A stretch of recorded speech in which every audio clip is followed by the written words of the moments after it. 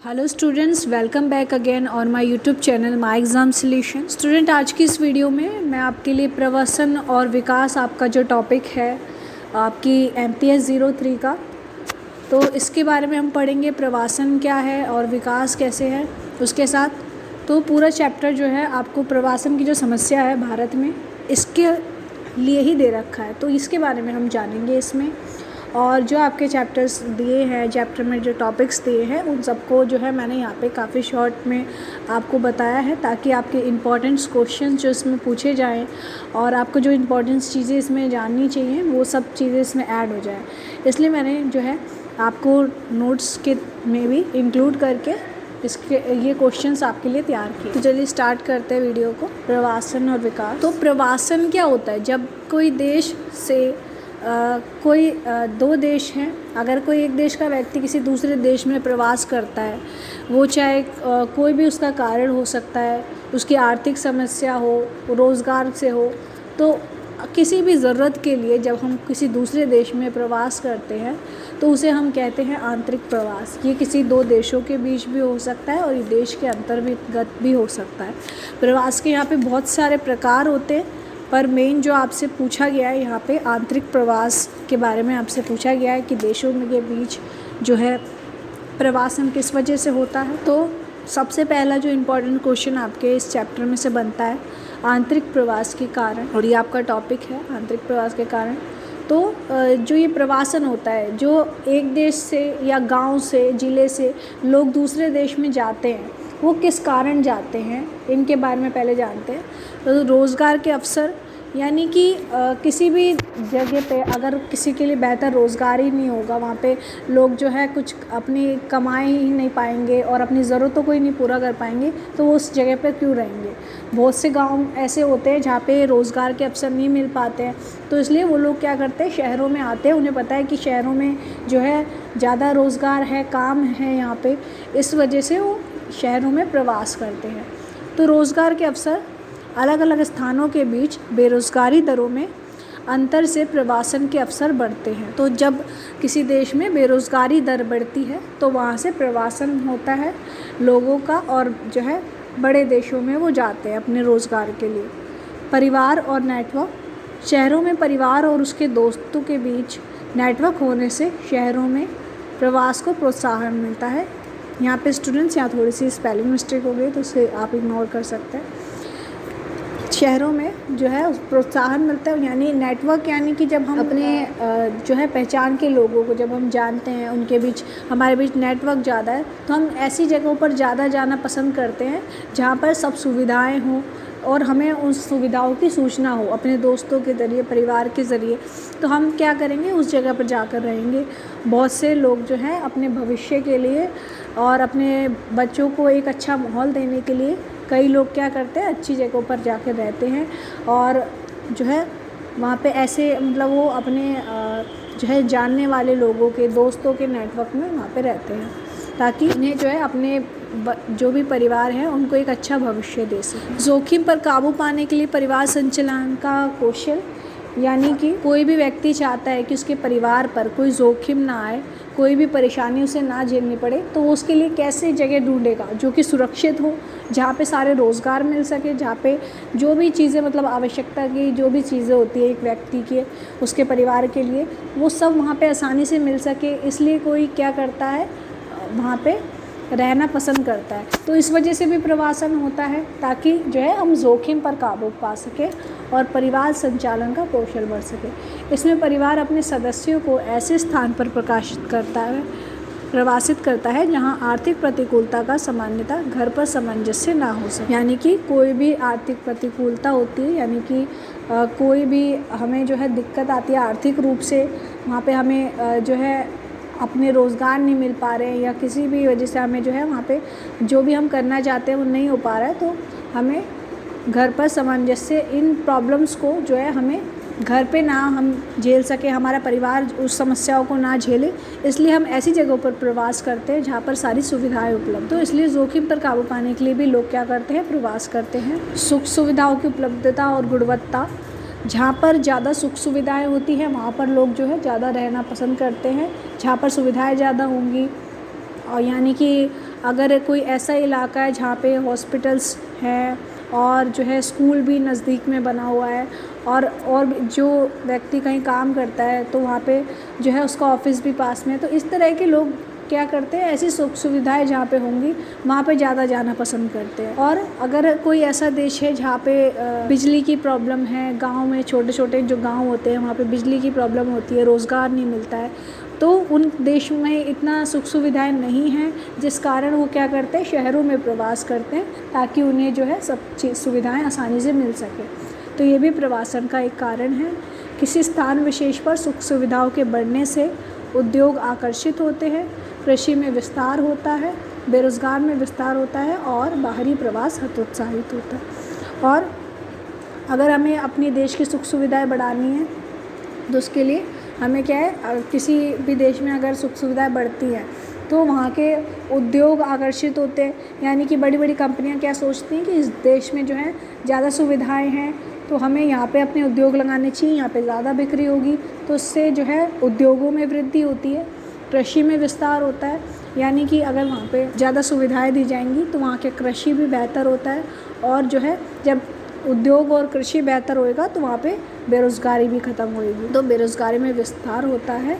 और इसी से जो है हमारा, अगर कोई ऐसा देश है उसी से हमारा देश, हम क्या करते हैं वहाँ पे प्रवासन करते हैं। और ऐसा अगर किसी देश में होता है तो बाहरी प्रवासन इससे हतोत्साहित होता है, यानी कि कोई देश अगर उसमें अपनी सुख सुविधाएं बढ़ाएगा, उद्योगों को आकर्षित करेगा और कृषि में विस्तार करेगा तो इससे क्या है, बाहरी प्रवासन हतोत्साहित होगा, यानी बाहरी प्रवासन लोग नहीं करेंगे। हिंसा, बीमारियाँ और अकाल प्रभाव, अगर किसी देश में जो है कुछ दंगे चल रहे हैं या कोई बीमारियां आ गई है, जैसे कि कोरोना वायरस है और भी तरह की कोई बीमारी से ग्रस्त है कोई देश, तो वहाँ के लोग क्या करेंगे, प्रवासन करेंगे दूसरे देश में, तो जो है इस कारण भी दूसरे देशों में प्रवासन होता है।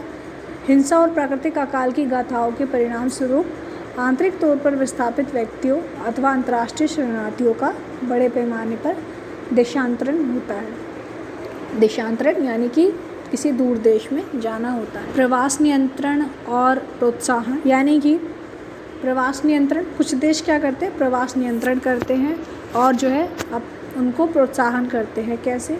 कुछ देशों ने आंतरिक प्रवास पर प्रतिबंध लगाने का प्रयास किया है। जब तक राज्य बड़े उपाय करने को तैयार नहीं होता, इस तरह के नियंत्रण आमतौर पर प्रभावी रहते हैं।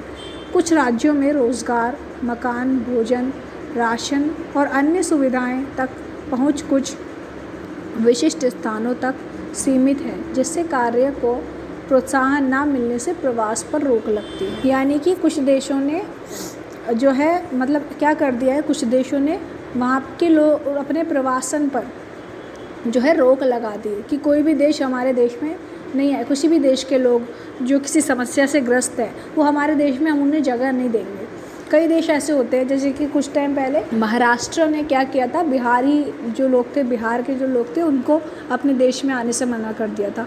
इसी तरह कुछ देश ऐसे होते हैं जो अपने जो है प्रवासन पर यानी कि कोई भी शरणार्थी है अगर, तो वो उनके देश में नहीं आएगा, इस पर प्रतिबंध लगा देते हैं। और ये नियंत्रण ज़्यादातर जो है रोज़गार, मकान, भोजन, राशन और अन्य सुविधाओं पहुँच तक विशिष्ट स्थान तक सीमित है। यानी कि जो है इस तरह अगर कोई राज्य ऐसा है अपना भोजन, राशन, ये सब चीज़ें, सुविधाएं वो नहीं प्राप्त कर पा रहा है, उस देश में बहुत जो है कमी आ रही है, तो इस कारण वो क्या करेगा, बाहरी देश का कि बाहरी लोग भी जो है अब यहाँ पे ना आ जाए, क्योंकि जो सुविधाएं हैं वो कम हैं और वो जो है अपने देश के लोगों को ही जब नहीं पूरी हो पाएंगी तो हम जो है दूसरे देश के लोग जो यहाँ पे आ जाएंगे उनको कैसे मुहैया कर पाएंगे। तो इस कारण वो लोग क्या करते हैं, अपने देशों पे आंतरिक जो है प्रवास पर नियंत्रण करते हैं और इस कारण जो है किसी भी देश में प्रवासन जो है रुक जाता है, उस पर नियंत्रण किया जा सकता है। और जब वो इन सुविधाओं को जो है बढ़ाते हैं तो प्रवासन जो है अपने आप ही बढ़ जाता है और जो है लोगों को मतलब जब इन सुविधाओं को बढ़ाया जाएगा तो वहाँ के लोग जो है फिर खुद ही प्रवास करने लगते हैं और वहाँ पे प्रवासन होने लगता है। दूसरा आपसे जो इम्पोर्टेंट पूछा जाता है, प्रवासन और अधिशहरीकरण। अधिशहरीकरण एक समस्या है जो अधिक जनसंख्या वाले देशों जैसे भारत, पाकिस्तान, बांग्लादेश, मिस्र तथा अमेरिका में देखी जाती है। अधिशहरीकरण क्या होता है, यानी कि बहुत से लोग जो है शहरों में प्रस्थापन कर रहे हैं, शहरों में प्रवास कर रहे हैं, तो उसे कहते हैं अधिशहरीकरण। और अधिशहरीकरण ये किस वजह से होता है? जब किसी देश में जब हमारे देश में जो है कम सुविधाएं होती हैं और जो है हमें अपनी सारी आवश्यकताओं की चीज़ें नहीं मिल पाती हैं, तो हम जो है दूसरे देशों में प्रवास करते हैं जहाँ पे ज़्यादा सुविधाएं हों। तो इसी अधिशहरीकरण जो है एक अब हमारे देश में मतलब पूरे विश्व में ही एक समस्या बन गया है। अब ज़्यादातर लोग क्या करते हैं, जैसे कि अमेरिका जो है ज़्यादा डेवलप्ड कंट्री है और वहाँ पे रोज़गार के अवसर ज़्यादा है, तो ज़्यादातर हमारे देश के जो लोग हैं, जितने भी जो पढ़े लिखे लोग हैं, वो भी क्या करना पसंद करते हैं, अब आजकल बाहरी देशों में जाकर कार्य करना पसंद करते हैं, जिससे हमारे देश का जो है नुकसान हो रहा है। वो लोग जो है दूसरे शहरों में जाकर अगर काम करेंगे इतना पढ़ने लिखने के बाद, तो उससे हमारे देश को तो कुछ मिल ही नहीं पा रहा है। हमारे देश में जो शिक्षित लोग थे अब दूसरे देशों में जा रहे हैं, तो अधिशहरीकरण क्या बन गया, एक समस्या बन गया है। तो इसी समस्या को निपटाने के लिए जो है कुछ कार्य भी यहाँ पे किए जाने चाहिए, इसके बारे में भी मैं आपको बताऊंगी। इम्पॉर्टेंट क्वेश्चन ये बनता है, अधिशहरीकरण में शहरों में रहने वाली राष्ट्रीय जनसंख्या के अनुपात में विशुद्ध वृद्धि होती है। अधिशहरीकरण में शहरों में रहने वाली राष्ट्रीय जनसंख्या के अनुपात में विशुद्ध वृद्धि होती है और देश की बढ़ती हुई जनसंख्या के लिए रहन सहन की लागत में वृद्धि होती है। अगर कोई देश, एक समस्या ये भी होती है कि कोई देश के लोग जो है बढ़ रहे हैं, तो उस देश को, यानी जिस देश में लोग प्रवास कर रहे हैं उस देश में क्या है, रहन सहन की लागत में भी वृद्धि होती है। परंतु ग्रामीण क्षेत्रों में जहाँ बंजर भूमि अभी भी उपलब्ध है और जहाँ कृषि के विस्तार पर कमियों पर काबू पाया जा सकता है, वहाँ ग्रामीण शहरी आवर्जन से संभाव्य कृषि पैदावार की हानि होती है।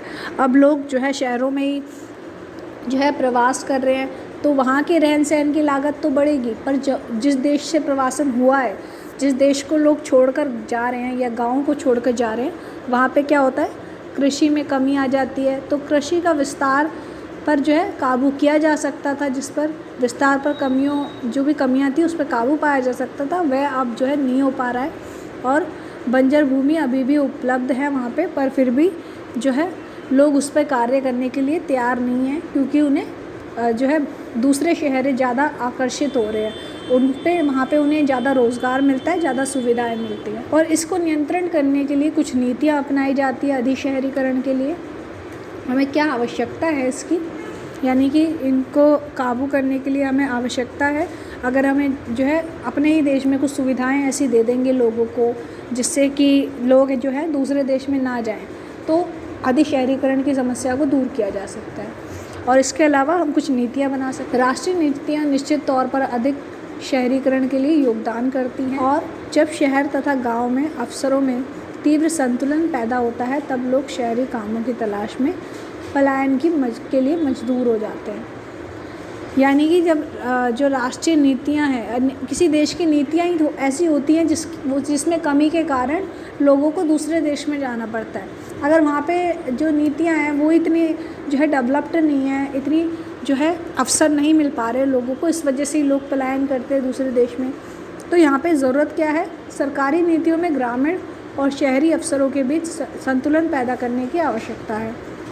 जो सरकारी नीतियाँ बनाई जाएंगी अब उस राज्य में, उसे जो है यहाँ पे नियंत्रण करने की आवश्यकता है और उसमें संतुलन जो है किया जा सकता है, जिसके कारण अधिशहरीकरण को हम कम कर सकते हैं।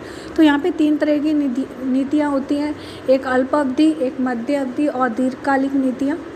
जो अल्प अवधियों की नीतियाँ हैं तो उसमें क्या ज़रूरत है हमें करने की, अल्प अवधियों की नीतियों में ग्रामीण रोज़गार और उससे जुड़े आयुपाचक अवसर पैदा करना तथा आंतरिक प्रवास की व्यवस्था को सुधारने और उसे युक्तिसंगत बनाने का प्रयास शामिल होना चाहिए। यहाँ पे स्टूडेंट्स आय लिखा है, आय अवसर जो है पैदा करना चाहिए किसी भी देश को।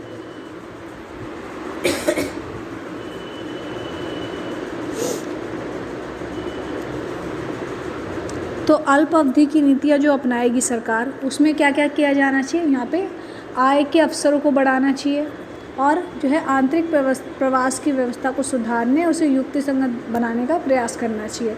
यानी कि जो आंतरिक प्रवास की जो है व्यवस्था है, यानी कि हमारे देश में प्रवासन किस वजह से हो रहा है, इस समस्या को जो है निकाल कर उस पे काम करने की ज़रूरत है। और जो है आय के अवसर हम किस तरह बढ़ा सकते हैं, ये अल्प अवधियों की नीतियों में हमें डालना चाहिए, यानी कि हमें जो है हमारे देश में ये नीतियाँ लानी चाहिए। और मध्य अवधि नीतियों में हमें क्या करना चाहिए, पुनर्व्यवस्था प्रमुख रूप से शामिल होनी चाहिए विकास की, यानी कि जो मध्य अवधि नीतियाँ होंगी उसमें सरकार क्या तय करेगी कि हमारे देश में हम विकास किस तरह कर सकते हैं। किसी भी चीज़, किसी भी मुद्दे को लेकर हमें जो है उसमें धीरे धीरे बदलाव लाना होगा और विकास की प्राथमिकताओं को हमें जो है पहचान कर उस पर काम करना होगा। तो ये सब मध्य अवधि नीतियों में आएगा। और दीर्घकालिक नीतियाँ भूमि सुधार से आरंभ होंगी, यानी कि जो दीर्घकालिक नीतियाँ होती हैं ये राष्ट्रीय स्तर की नीतियाँ होती हैं। इसमें क्या करेंगी सरकार, मतलब जितने भी राष्ट्रीय स्तर पर जो कार्य कर सकती है सरकार, वो उसमें शामिल होंगे कि जो है भूमि सुधार एक मतलब बड़ा कार्य है, भूमि सरकारी देखेगी इसे। तो भूमि सुधार से ये आरंभ होता है दीर्घकालीन नीतियाँ, किस तरह से हम जो है जगह जगहों पर जो है जितने भी कृषि के क्षेत्र है, भूमि है जहाँ पे, उन पर हम जो है कैसे जो है उन पे विकास कर सकते हैं। और लोगों को इससे सरकार क्या कर सकती है, लोगों के लिए जो है कुछ शिक्षा ऐसी प्राप्त करवा सकती है, उन्हें कृषि से जो है संबंधित ऐसी शिक्षा प्रदान करें ताकि लोगों को जो है अपनी भूमि सुधार सकें और उनको कुछ ऐसी सुविधाएं प्राप्त करें जिससे कि लोग अपने कार्य बढ़ा सकें। तो ये सब दीर्घकालिक नीतियों में शामिल होना चाहिए सरकार की। इससे ही जो है हम अधिशहरीकरण की समस्या को दूर कर सकेंगे।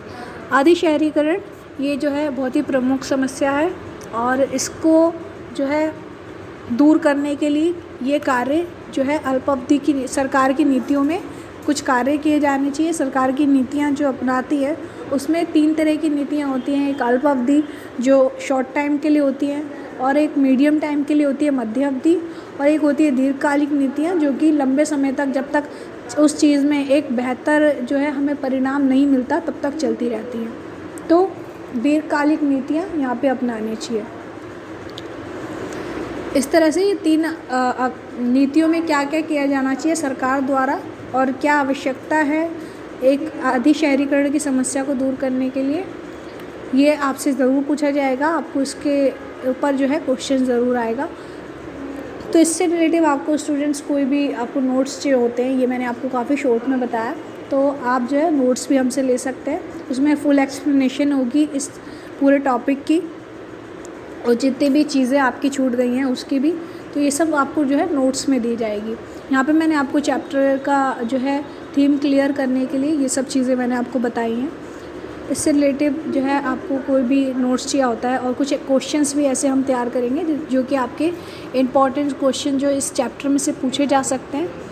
और जिस भी मतलब प्रवासन एक चैप्टर है जो कि हर किसी में शामिल होता है। प्रवासन जो है एक 10th क्लास में भी आपको पढ़ाया जाएगा, 8th में भी, और जो है पॉलिटिकल साइंस के मतलब जितने भी स्टूडेंट्स होते हैं उनके में ये भूमंडलीकरण जो बुक्स होती है उसमें भी ये टॉपिक आता है। तो उनके हिसाब से क्या क्वेश्चन बन सकते हैं ये भी आपके नोट्स में शामिल होंगे, तो ये भी आप हमसे ले सकते हैं। तो स्टूडेंट आपका ये 2 क्वेश्चन आपके बहुत इंपॉर्टेंट है। मैं MA पॉलिटिकल साइंस के स्टूडेंट्स की बात कर रही हूँ जिनके लिए जो है जिनका ये इंपॉर्टेंट चैप्टर मैंने जहाँ से लिया है इग्नू के नोट्स से। तो आप जो है इस चैप्टर पे जो है इन इम्पॉर्टेंट क्वेश्चन को ही तैयार करें। इसके अलावा स्टूडेंट्स आपको अगर गेस्ट पेपर या फिर आपको इग्नू से रिलेटिव कोई भी हेल्प की रिक्वायरमेंट होती है उसके लिए भी आप हमें व्हाट्सएप पर कांटेक्ट कर सकते हैं। यहाँ पे व्हाट्सएप नंबर आपको दिया हुआ है, तो और इसके नोट्स भी जो है आप हमसे ले सकते हैं। Thank you so much students video को एंड तक देखने के लिए। आपको कोई भी डाउट हो तो आप जो है हमें कमेंट में पूछ सकते हैं, या फिर आपको जो है कुछ चीज़ ऐसी ऐड करवानी है अपने चैप्टर में जो कि जो है इसमें मतलब सारी चीज़ें मैंने ऐड नहीं करी हैं, जो इंपॉर्टेंट क्वेश्चन बनते हैं वो ऐड कर रहा है, तो आप जो है ये भी हमसे पूछ सकते हैं। और नेक्स्ट टॉपिक आप कौन से जो है सब्जेक्ट पर चाहते हैं या कौन सा आपका ऐसा टॉपिक है जो आपको अभी तक क्लियर नहीं हुआ है, वो भी आप जो है हमें कमेंट में बता सकते हैं।